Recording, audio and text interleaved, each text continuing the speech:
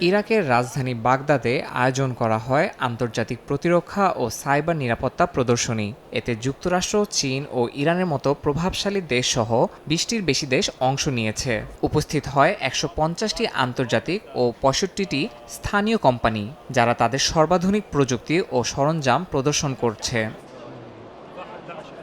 প্রদর্শনীতে মূল আকর্ষণ ছিল সাইবার নিরাপত্তা, নজরদারি প্রযুক্তি এবং উন্নত অস্ত্র ব্যবস্থার ওপর। অংশগ্রহণকারী দেশ ও কোম্পানিগুলো অত্যাধুনিক ড্রোন, নজরদারি ক্যামেরা, গোপন তথ্য বিশ্লেষণ পদ্ধতি সহ স্মার্ট অস্ত্র উপস্থাপন করে।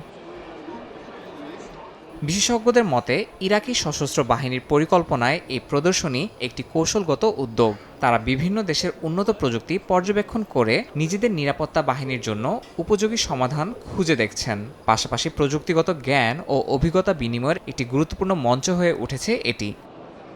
ইয়াসিন মোহাম্মদ জিসান, সময় সংবাদ।